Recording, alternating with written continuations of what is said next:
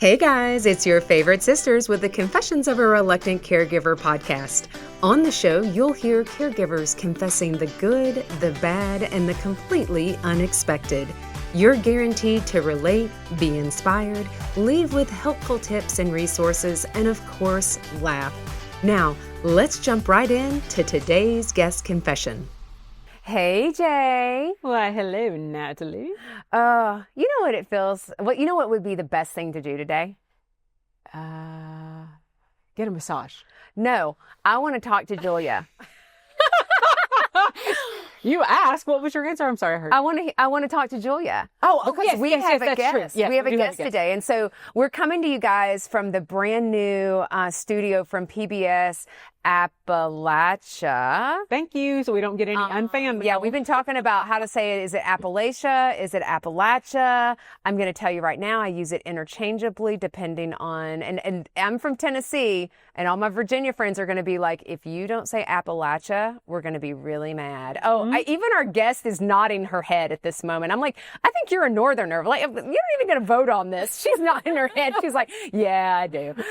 So we're so excited. We're telling everybody, we're here recording in the new PBS studio in the Hard Rock, Bristol, and we have a clear screen. I've been watching everybody. Like if you're watching us on YouTube, which I encourage you to watch us on YouTube, we've got a brand new set. Mm-hmm. We're not at the podcast. We're in chairs and we're comfy and it feels good. We did our hair. And we put clothes on. It wasn't just like in sweatpants because nobody could see it. It's Exactly. So we're so happy to be here. And also I want to give a shout out. We've got a brand new sponsor. In addition to Care Forward, we also have Care Scout, who is a brand new sponsor. We'll make sure everybody has information about them, and definitely look them up. They are able to help support with identifying resources for home health. And so I'm really grateful to have Care Scout as part of our newest sponsor. Absolutely. So Jay, I think it's time to we have a guest. Jump right in. Let's jump in. Yeah, we didn't even sing. We've recorded 2 episodes and I haven't sang once today. I know. I kind of shut that down. Let's get it started. Okay. Let's get it started. Let's be serious. This is caregiving, right? You have to be serious. Ready?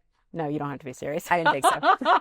Okay. Today we have with us Julia Mayer. Now, we have heard one side of this story. Oh, we have. Because we had her husband, Barry Jacobs. We love him. With us. I love Barry Jacobs. You know what? He was the kickoff.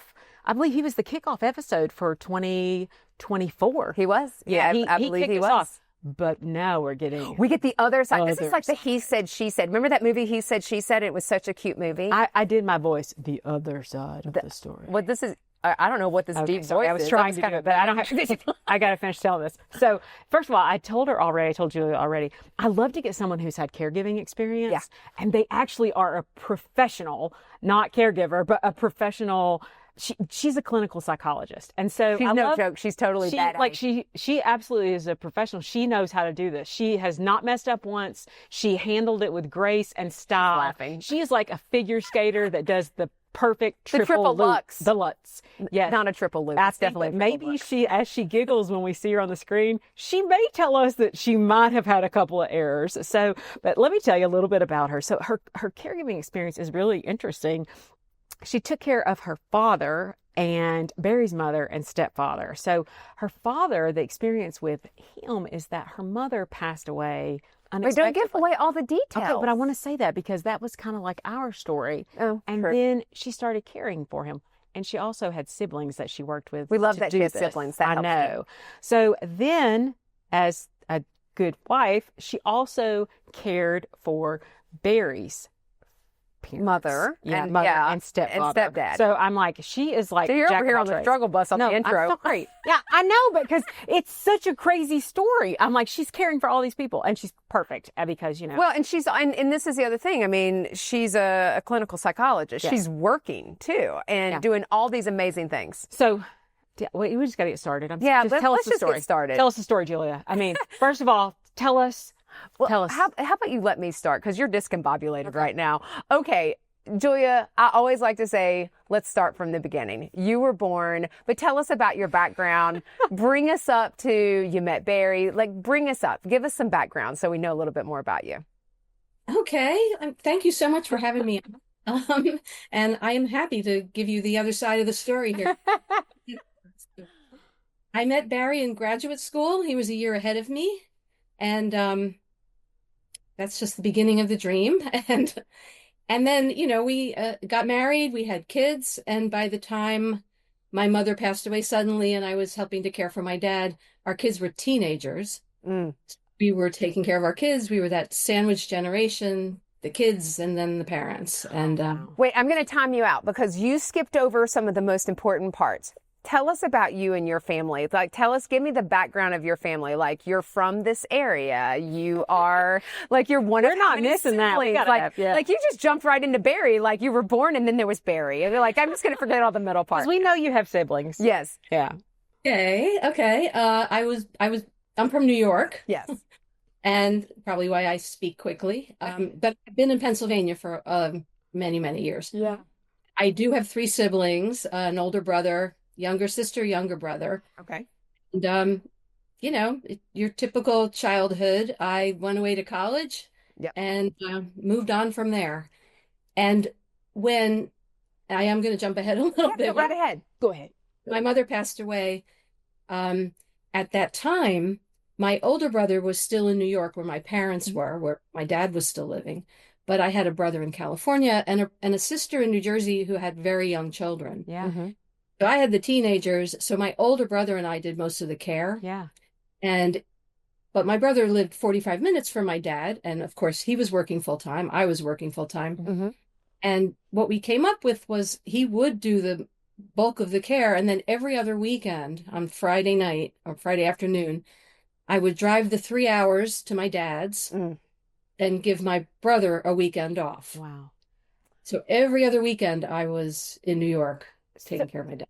Any experience as you're growing up? Like, did you have grandparents or aunts and uncles that you all cared for? Or was this something new that you were like, okay, my mom has passed away and we have to step in because she was full-time caregiver for your dad? Yeah, I was getting ready to say, even before that, I want to back up a little bit because you in your notes that you sent to us, you said, my mom was my dad's primary caregiver. So let's kind of actually back up and set the stage so that people know that this caregiving really did happen in a crisis.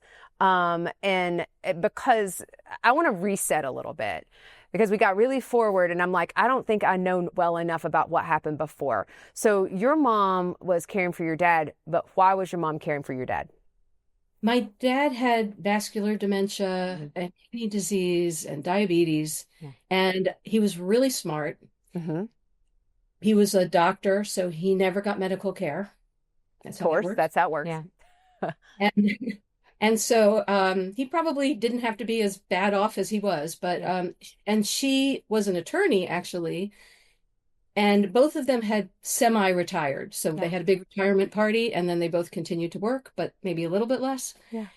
And he started to have small strokes and TIAs. And she started to get to the point where she was worried about leaving him alone. Mm-hmm. So some weekends when she was caring for him where my sister and I would, kidnap her and have my brother step in for the weekend and we would take her to Atlantic City or something so that she could have a little time off. Yeah. Oh, so you were caring for your mom too. You and your siblings were helping to be, we call that caregivers for caregivers. Because I mean, I know your face was like, well, sort of. And I'm like, no, I really think you should call for what you were doing. And it, because caregiving is varying levels of interaction. And it's not just of, helping with activities of daily living or just taking to doctor's appointments or medicine.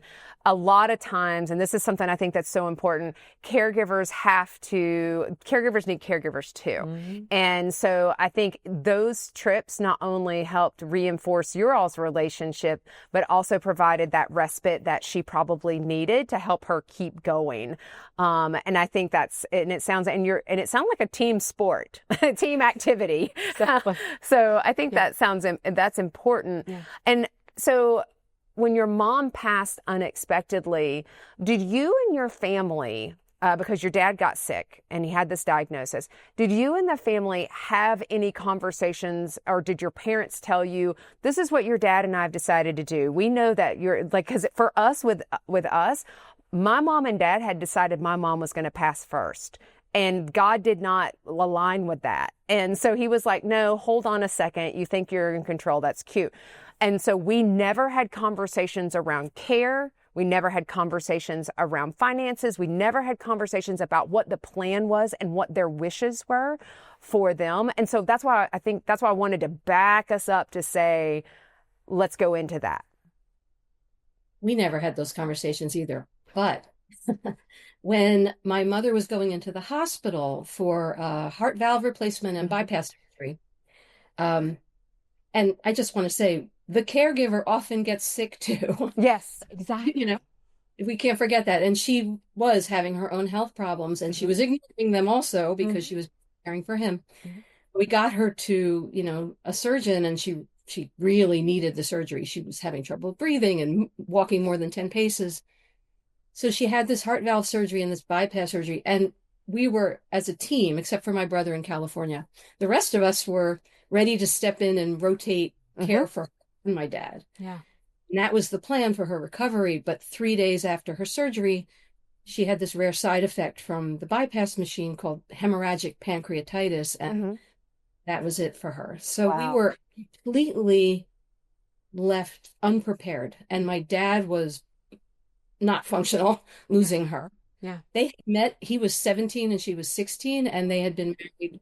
I mean, they were in their 70s. So wow, they were a 50-year kind of relationship, long-term relationship. And that's so painful because you guys didn't expect this to happen, and I don't think anyone expects it to happen. But when you have one parent that is caring for another parent with a significant illness, that is different than everybody was just running concurrently and being okay, and this is how we were living sort of idea. So so you guys are trying to grieve, and also now you're in charge. And so you and your siblings, what happened at that point with you and your siblings, in the sense of, we're going to have to do this thing, and also, holy crap, we've got to take care of dad, because we had that conversation. Holy crap, we've got to take care of mom, and how are we going to do this? Yeah. And it was traumatic how my mother died too. So traumatized, we were overwhelmed, trying to grieve, trying to support my dad. My dad became kind of non-functional, and so we had to do everything. Yeah. Luckily, there were 4 of us. So my older brother, I would have to say, really did the bulk of the planning. He and I together did a lot. We ended up being co-executors of their wills, and my dad was a wonderful person. He really was. He only lasted about 15 months after her, because he really couldn't exist without her. Yeah. He became very depressed.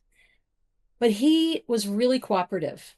So there came a time where we had to take his car from him, because even though my mother would say to me privately, I hate when dad drives, he let him. And then she died. And then we're like, okay, we have to get the car from dad. Yeah. My older brother just disconnected the battery, thinking, oh, he'll try to start the car and it won't start and he'll give up.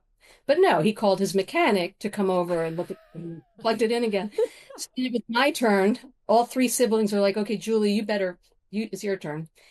So it was horrible. I sat down with him and I said, we have to talk about the car. And I was ready for him to resist. And he said, I've been thinking about it. I'd like to give your daughter, she's 16, I'd like to give her that car. Oh, I love that. Wow. It gives back dignity and control. Like he knew. Yeah. All I could do was say, thank you. That's so generous. It was an old Buick. It was perfect for, 16-year-old. Exactly. Honestly, we had our own first cars that, you could run into the side of the bridge and it wouldn't dent. Yeah. That's what a Buick is. Yeah. Exactly. So, you said, and I when I hear that, your dad lasted 15 months, because they truly were together for so long. I know that in that time as well, at what point did, you've got that correlating story of Barry's stepfather and his mom. When does that kind of jump in with the story as well? Like, where is that? Is that running concurrently as well? Or did you it was really supporting you. And what I hear you saying is I supported my brother, who was my dad's primary caregiver. And by providing relief on the weekends, this is how me and my other sibling would do that, which I think is great because that your role in that was very similar to how Emily and I try to support Jay as the primary. Because it's fine to have a primary and it's okay if it's not you. But what can you do as a sibling, as a friend, as a family member, as another human being to support the primary? I think that's so important. Absolutely. As a matter of fact, I will answer your question, but I wanted to add my younger siblings, I kind of coordinated them. So there were times where my sister could get over to see my dad. She was only an hour and a half away, so she could leave her kids with her husband or whatever and spend some time.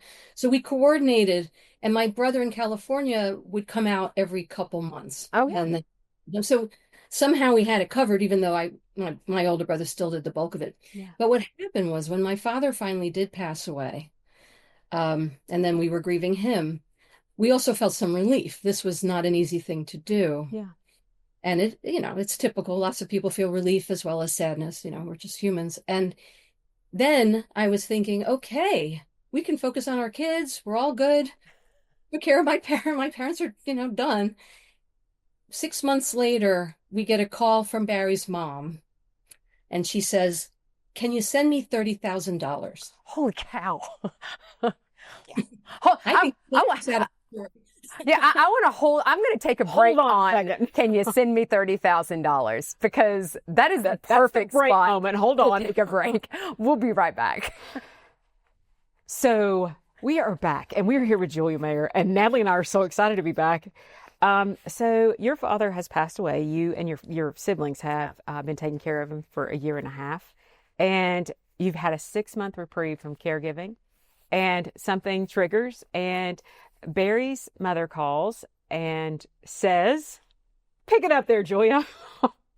I need $30,000. Can you send me $30,000? Okay. That's not like a $20 bill. Yeah. Like, just send 30. Yeah. What we knew, and I will backtrack a little bit on this one. Go ahead. About a year and a quarter earlier, we had been down there. They lived in Florida. Mm-hmm. They lived in Florida in this gorgeous gated community where the hedges are at right angles, Mm-hmm. and everyone drives a Mercedes. Yeah. And they traveled the world. These are not people who sat at home. And then my mother-in-law's husband, Gene and Steve was diagnosed with Alzheimer's. And so we were visiting them, and I was taking a walk with Gene, and we were just chatting. And I said, look, I know Steve has Alzheimer's, and you know how that goes. It's going to get worse. We're here for you. If you would move up near us, we would be happy to take care of you. We want to. Yeah. And in response, she said to me, I'd rather live in the gutter. Yeah, and here's the thing. Barry Jacobs, you can look up his episode, because Barry's episode, you're going to hear about a tenuous relationship with his mother. And I think it is a very good example that it is sometimes not easy to care for someone you don't care for. And so there is care, and there are things that you have to put aside. And I don't want to speak for Barry, but I mean, I know that was a tenuous relationship, and I can only imagine, and he shares very openly about that. And so I would encourage you to also listen to that, because that's what we were saying. This is the he said, she said, because this is the other perspective, because he sang Julia's praises in his podcast episode, because Julia, you just seemed like you filled the space between to try to help soften the edges, it feels like. And I also want to say, you also had children still. How old were your children at the time? Oh, they were teenagers. So Yeah. my daughter was applying to college. My son is 3 years younger. Mm-hmm. Yeah. So jump to the 6 months after my father dies. My family's still grieving. We're still grieving my mother too, because everything had happened so quickly. Right. And we get this call asking for $30,000. And Barry says to me, I don't know what to do. And I said, well, we could send them $30,000, or we could light it on fire, and it would have the same outcome. That's right. Oh. So he said, Mom, I can't do that. And she got very angry at Of him course. because, but what we discovered starting with that phone call was that they were bankrupt. Wow.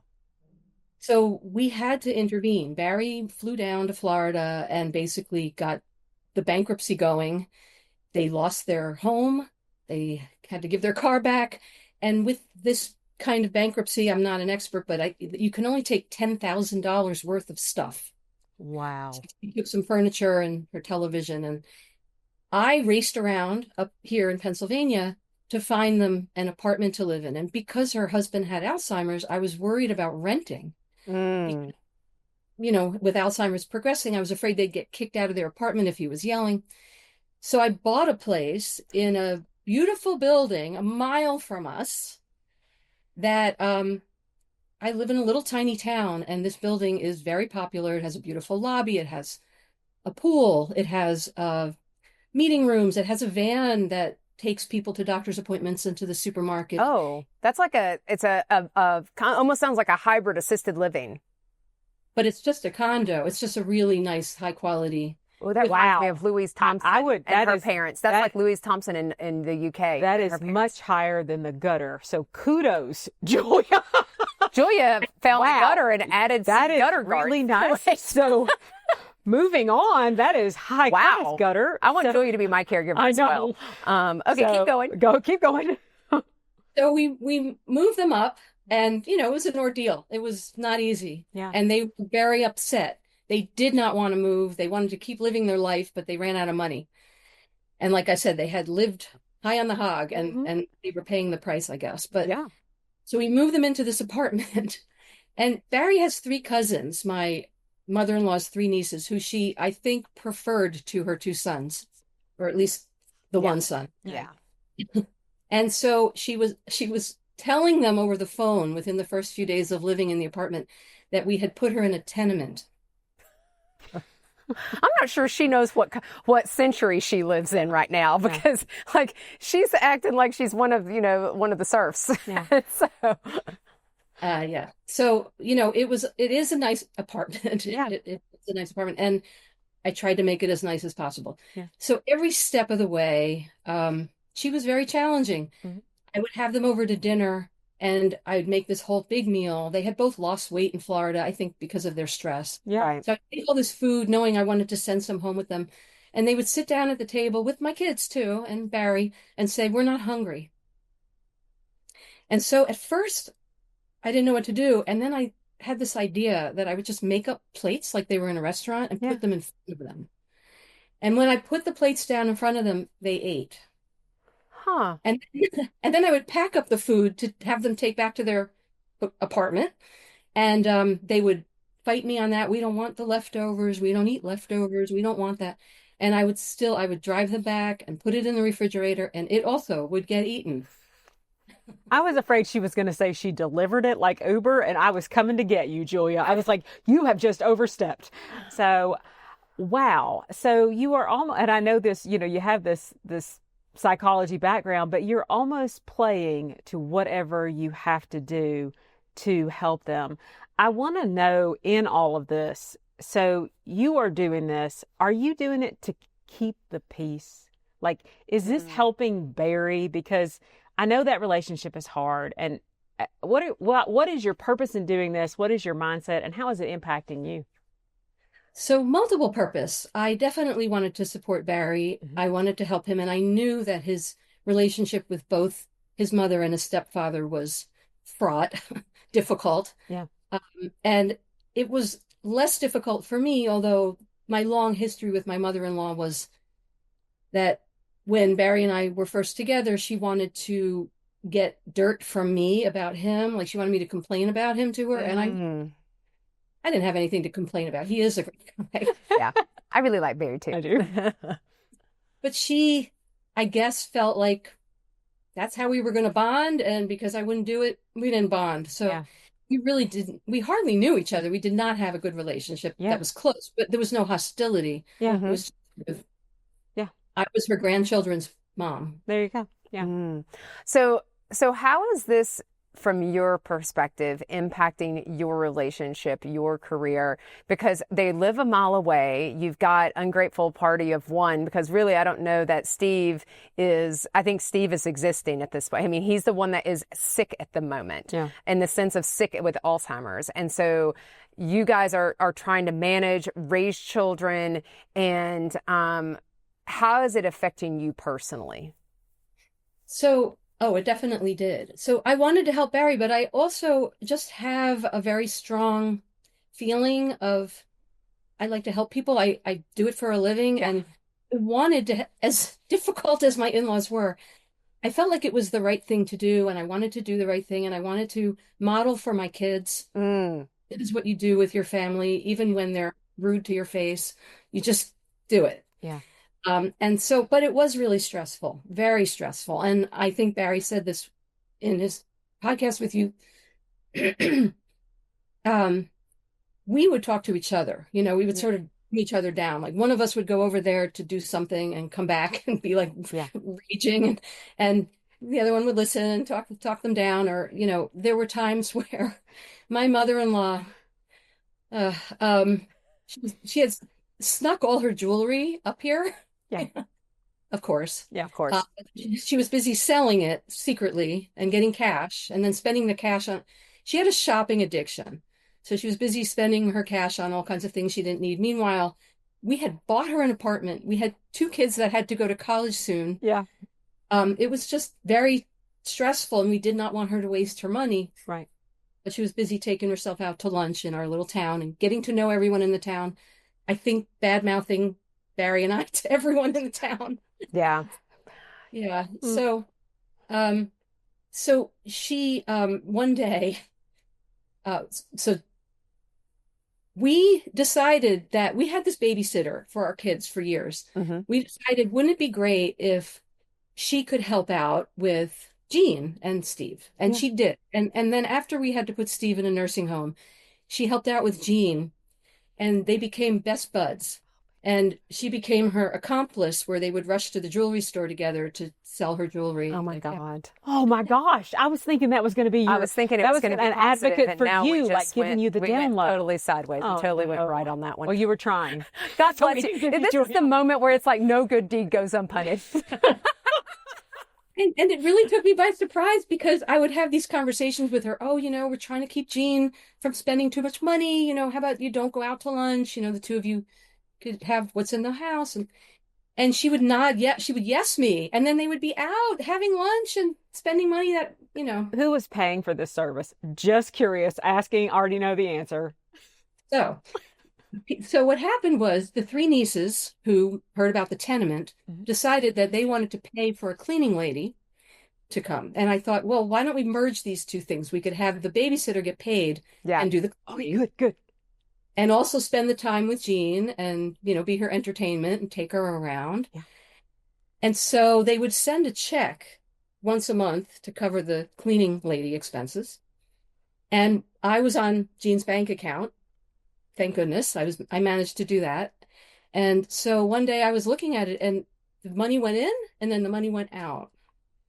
And I said to Jean when I saw her next, "What happened to the check your nieces sent? It's gone." And she said, "There was a bank robbery." I said, we live in a tiny town with 1 bank, and I would know, I think, if there was a bank robbery. I like yeah. You're just kind of like, that sounds like when mom's done something bad and she just kind of looks off and blames it on something. You're like, I think so. Sometimes my husband and I have the best conversations. Like you're just laying there in bed, like right before you're getting ready to go to sleep. Is that something you and Barry are laughing about? Like, hey, your mom told me the bank was robbed today. Okay, I'll see you in the morning. Like, is that a bedtime conversation? I'm just curious. Well, at the time, I mean, it is. I look back and there's a lot of things to laugh at. Exactly. Because there's a lot of times you just want to cuss or cry. Yeah, like, exactly. We got cuss, cry, and then we get to the laughter point. Yeah.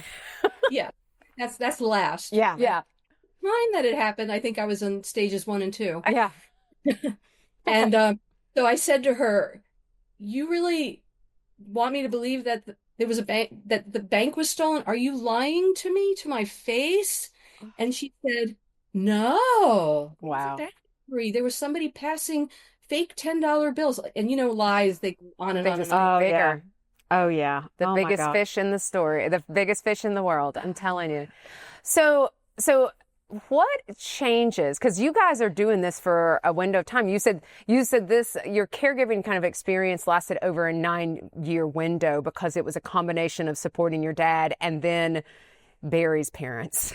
Right. God bless you. I feel like, it's almost like, what is that book? There's like Saint 9 Julia. years. Yeah, I know. Yes. She is Saint Julia. And this is why we loved you in the podcast. We were like, we love Julia. And we knew we wanted to hear your side. And so you're doing this. You and Barry are both working because I think this is the thing. Barry's also a clinical psychologist. He is. Both of these folks are successful individuals. They're they're working at the same time. And there's bank robberies going on. And so, go I have ahead. a question, this is important at the time because you guys are huge advocates Yes. for caregivers, the articles and the books and things like that. Were you advocating at that time, or is this the push That was pushed like, you into we're in. were you telling people at that time, were you in that caregiving space?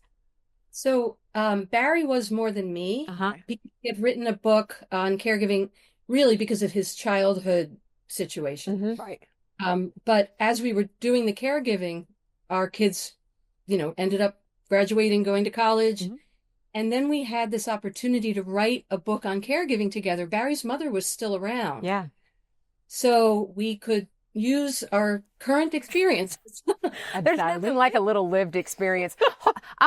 We got to take a second break, and because I want to go in because there's going to be a transition too. So let's take a break. We'll be right back. All right.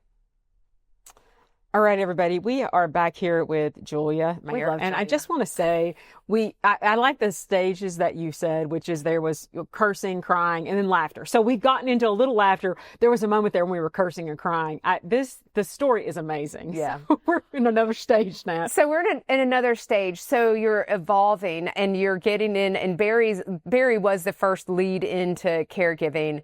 And as far as like writing articles and things like that, and I'm sure that was probably therapeutic for him as well, and just trying to manage that relationship with his mom. So Steve passes, and now it's just Jean. Right. God bless us, it's just Jean. So In the apartment, this is actually where all the financial stuff really starts happening. Yeah. Like to me about the money, and she starts to decline because she also has vascular dementia. wow. Yeah. So we have her in the apartment. We're starting. Thank goodness she had long-term care insurance. 'Cause she really had money. Good. So we were able to get aides in addition to the babysitter who continued to see her weekly, whatever. No boundaries. We had the aides coming in, and we were spending more and more time there, and we set up a system that really worked well. We had a notebook, which I highly recommend to people, so that when the aides would be done with their shift, they could sort of write a paragraph about how it went. And the next aide could come in, or if one of us was coming in, we could see what was going on, because Jean stopped being a very good reporter about what was happening. She would have a fall and not want to tell us. Yeah. And I'd see her arm was all black and blue, and I'd say, "What happened?" "Nothing." Of course. I don't know. Yeah. Well, So was she combative? And I don't mean combative like physically, but I think really did she remain, did there feel like there was an ounce of gratitude, or did everything feel like a fight throughout this caregiving experience? Because I think this is so important. Most people are like, oh, well, we had a hard time, but what would you assess that to be? it was tough. A lot of the time she was combative. She lost a lot, and she had a hard life. Her husband, before Steve, died of a brain tumor. Right. She was a single mom. She was rushing, and she married, rushing around, managing everything. She married Steve. Steve had his issues. Right. Probably had a drinking problem. He had PTSD from fighting in Korea. And he was a difficult guy. He had a lot of depression. Yeah. And she babied him. I think she didn't get out of life what she really was hoping for. When they were living in that community in Florida and traveling the world, I think she was living her dream. It's just not not what it should have been because she really didn't have the money to live that dream. Yeah. Mm. But she did for a while. But then, it felt like, I think, a major step down to move up near us. And she was unhappy. So a lot of the time she would push back, and especially with Barry. Yeah. So one day I was looking at her pill box, just as an example, and I noticed that the pills were in all wrong. All the pink ones were in one box and the yellow ones were all in another box. And suddenly the pill box was set up by color, which was not how the pills should be taken. Yeah. And I said to her, this is not how the pills should be. And Barry said, we're going to take over your pill box. And she said, no, I can still do it. Don't take everything away from me like I'm a child, Mm-hmm. And so I said to her, it would really make me feel less worried if you let me do it. If I could do it, it would make me feel good. Yeah. And because I said it like that, she was okay with it. So then we started managing her pill box. Yeah. Mm. So there were things like that. She wasn't a monster, but she was a very... No. And I think that's the thing, is that when you have, I go back to that, you were that bridge between her and Barry in that relationship. That was a relationship struggle from a long time ago. That was just, it was not what he probably hoped for. It was probably not what she hoped for, but it was what she was able to give. And sometimes we can't put our expectations of what we want on other people. Right. You just have to be like, well, this is the bar. Mm-hmm. And so it sounds like you were such a great person to come in, and God bless you, have the patience of Job to really, and I think, would you say that, your background really helped you in navigating this process as a psychologist and working? Because I mean, I know in your bio, we didn't read all the things that you've dealt with, but I mean, right. You've worked with individuals who, individual marital therapy, and working with people who have eating disorders and troubled marriages. I mean, this is a troubled marriage between Barry and his mother, if you really think about it. Using that skill set to help you. Yes. And it was much easier for me to do that than Barry, because mother, not my mother. Yeah. I had a little more perspective and space. Mm-hmm. Yeah. So I could not take it all personally. It didn't hurt me if she was rude to me. I actually expected it, whereas he kept hoping they could improve their relationship so it would hurt him when she would. Yeah. That's so interesting the way you put it, though, because I take any type of conflict with our mom, any words, Yeah. I do take personally. And for you to be able to say, as an outsider, although you are family, I was able to separate myself and not take it personally. And that really gave you a different view of the process. Did she ever move in with you guys, or did she always stay in her apartment? How did that progress? She stayed in her apartment until she really declined, and we moved her to a very nice nursing home. Yeah.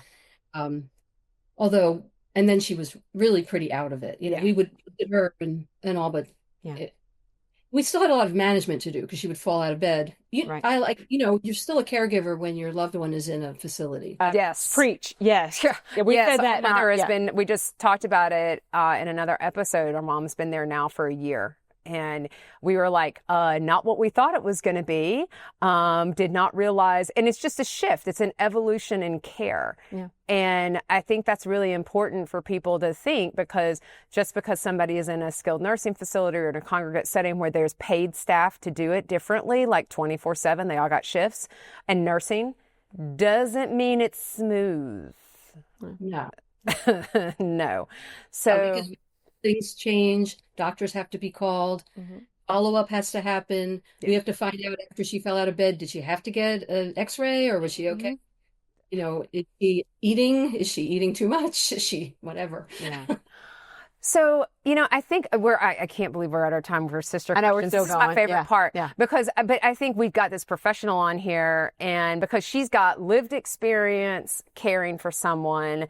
And I would imagine there is significant difference caring for your dad versus caring for Jean.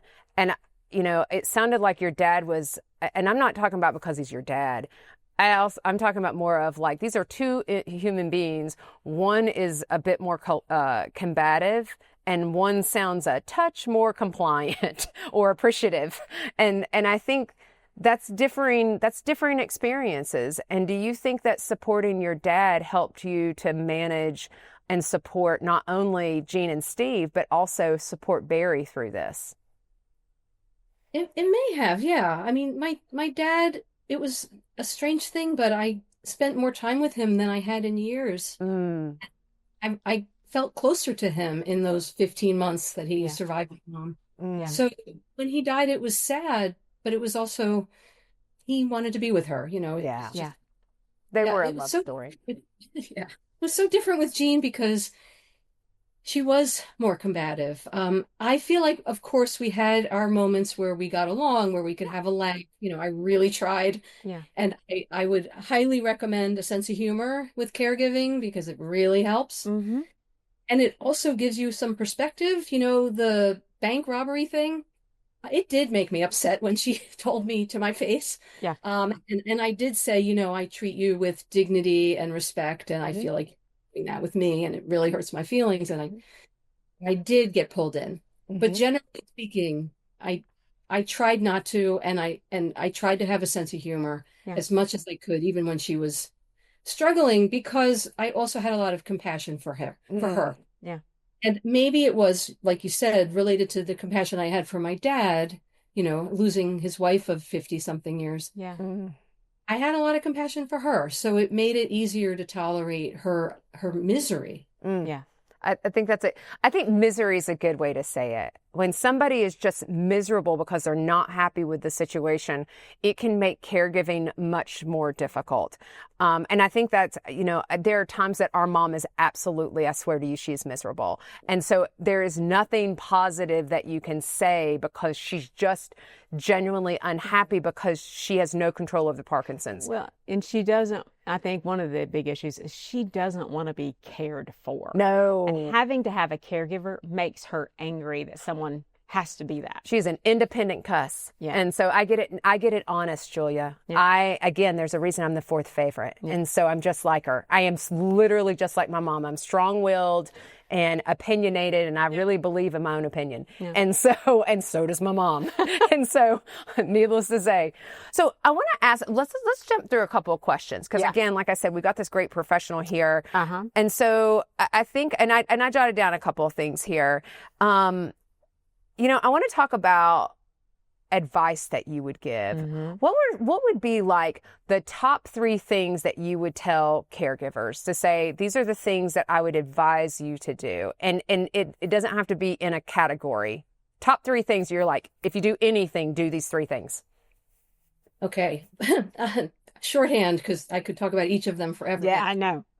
The first one is do your best to not take their suffering personally and absorb it yourself. Mm. It's their suffering.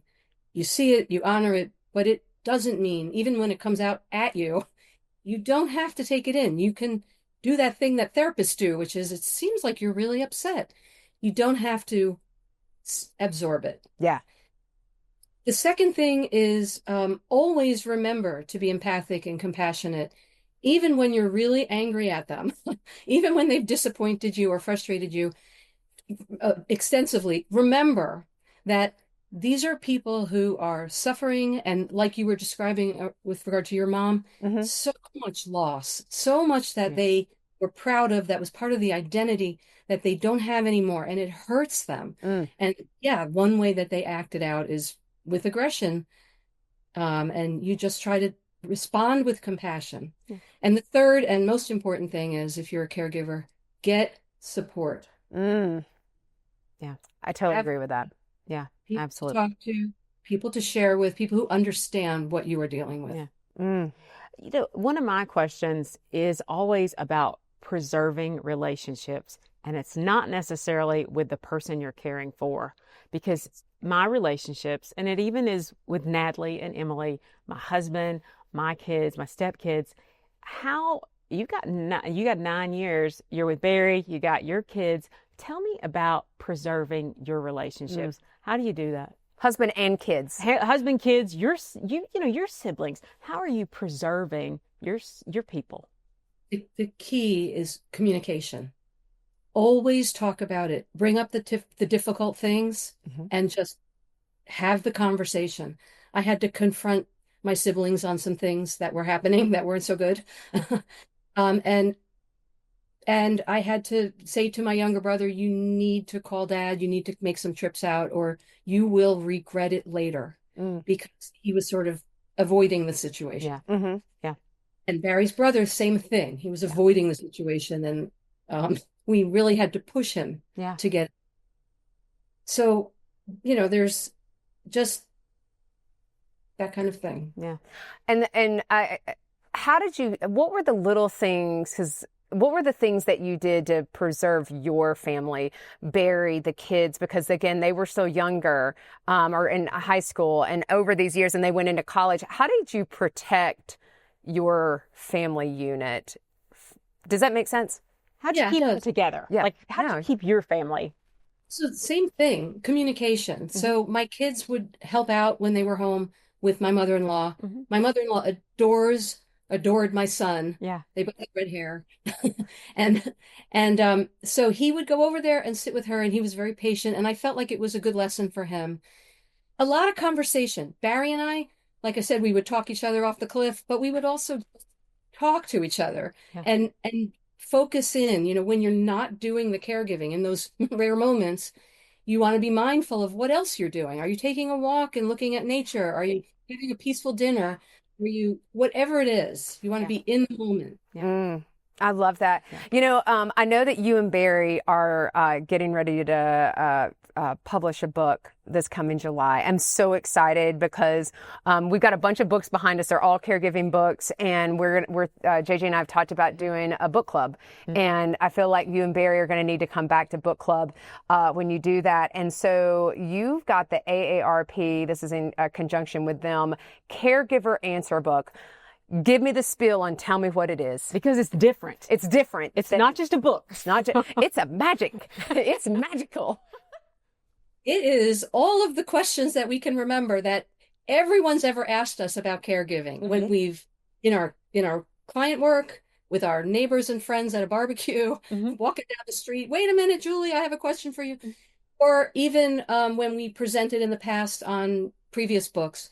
Every question that people ask us, so that if you're a new caregiver, you open this book and you flip to, I need to understand the finances. I need to understand how to talk to a doctor. I need to know how to set my home up because mom is moving in. Exactly. And it's all there. All the questions, all the basic and somewhat advanced questions that caregivers have. We hope we covered as much as love that. possible. Let me ask you this. I'm going to interrupt you. Moo. Is this a caregiver book for just aging, or is this a caregiver in general? So if I had a loved one that was chronic illness, complex illness, SMI, I say SMI, SUD, I apologize, because that's my lingo for healthcare, substance use disorder, serious mental illness, and aging. Is this an intellectual disability, or people on the spectrum, individuals that have disabilities or different abilities? Is this a book that is a good question for caregivers of all shapes and sizes? There are lots of questions for anyone who is a caregiver. There are chapters. There's a chapter on dealing with someone with dementia. There's a chapter on dealing with spousal caregiving. There are various things that might not apply if you have, let's say, an adult child but a lot of other parts of the book do. The financial part does, the preparing your home day. Just the self-care chapter certainly applies to every caregiver. So yeah, for the most part, it's for anyone. Well, and I think, Jay, the reason I asked that question is because people think of AARP and they think of senior. Yeah. And I want to make sure that people don't see this as this new resource and think, oh, that's not really me. That's not my situation. Because I think there's a lot of golden nuggets that you're going to be able to take away. Well, and I just want to touch on, because we got the preview of it and a little confused. And I just want to say, to go along with it, it really is, it's like the Bible. You got that concordance. Like, if I'm going to murder mom today, oh, let's go and, figure that out. Oh, if I need to make a meal, oh, let's look at the bread and wine section. There's my laughter for the day. Okay. I love that. Yeah. So I'm looking forward to it. I also want to make sure you guys have other stuff out there. Oh, Like we said, meditations for caregivers, love and meaning. And the articles that you publish, I just cannot give you enough kudos. If you're not part of it, Barry, some of the articles that both you guys do are just so helpful, and they're short. It's kind of like the answer book. You're a caregiver, you have minimal time. You just need a perk. These are the things that you guys do just inspiring. Yep. So I'm going to say thank you Yeah. from all the caregivers, because we read them, we share them on our social media. So you guys will have seen probably Barry is very publishes a ton of articles. And so we shamelessly share them, because the reality is there's lots of great resources out there, and you should read them all. Find the resources that work for you. You won't just find one thing from one person. Like we love that you listen to the podcast, but we also have lots of other folks that we're like, oh, listen to this person, or go to this website. This is awesome resource, because this is where we've learned. And I think that's so important. Yeah. I'm going to finish us up with the very last and most important question, because Julia probably knows what the question is, because she's listened to Barry's podcast. But Julia, what is your favorite guilty pleasure? What is the thing that you love to do just for yourself? Wow. I love to read, so maybe go up and read and not have any limit on it. Like not just an hour, but whatever amount of time. Ooh. Do you hide and read? Like, do you take like tea or coffee? I always want to ask that. Do you have a space? Spaces, yes. I have my green tea, actually. Yeah, I get prepared to read. This comes in. Yeah, JJ does. She is. I have her red chair on loaner, but while she's building her house, and I keep telling her that the Beagle and I have decided we're keeping it, and so she'll have to get somewhere else. But it is the most comfy chair, and I just love sitting in it. And my husband will come and visit me in my office, and he'll sit in it. Like, that is the conference chair that we like when we have discussions. I think it's so important. When I always say, "What's your favorite guilty pleasure?" that is code. It's another way of saying, what is the thing that you do for yourself? It is self-care. Yeah. And I hate self-care because it feels like overused, like collaboration is overused. And, but this is truly about health and wellness, and that reading is pouring into yourself because it's stimulating and it brings you joy. And so for me, I always say your guilty pleasure is the thing that does bring you joy, and you should take some time for yourself. Julia. You should guilty about it. No, yep. That's what makes it such an ironic statement. So, Julia, thank you so much for being with us. You are so wonderful. We love you as much as we love Barry. So you are now officially a sister. Yes. And because everybody has no free will. That's exactly right. So whether you want to be, and actually, I'm going to have Julia come take care of me and Jason. I'm like, Julia, I'm going to need you to help manage me, because I feel like I might be a little hateful every now and then. Don't do it, Julia. You've been warned. Thank you so much for having me on. This has been a joy. Oh, absolutely, guys. Thanks so much for listening in. And until the next time, we'll see you next time. Bye-bye. Well, friends, that's a wrap on this week's confession. Thanks so much for listening in to the podcast. But before you go, please take a moment to leave us a review and tell your friends about the Confessions Show. Don't forget, visit our website to sign up for our newsletter, as well as connect with us on Facebook, Instagram, LinkedIn, Pinterest, and Twitter. You'll also find the video recording of all our episodes on the Confessions website and our YouTube channel. We'll see you next Tuesday when we come together to confess again. Till then, take care of you. Okay, let's talk disclaimers. We are not medical professionals and are not providing any medical advice. If you have medical questions, we recommend that you talk with a medical professional of your choice. As always, my sisters and I at Confessions of a Reluctant Caregiver have taken care in selecting the speakers, but the opinions of our speakers are theirs alone. The views and opinions stated in this show are solely those of the contributors and not necessarily those of our distributors or hosting company. This podcast is copyrighted and no part can be reproduced without the express written consent of the Sisterhood of Care, LLC. Thank you for listening to the Confessions of a Reluctant Caregiver podcast.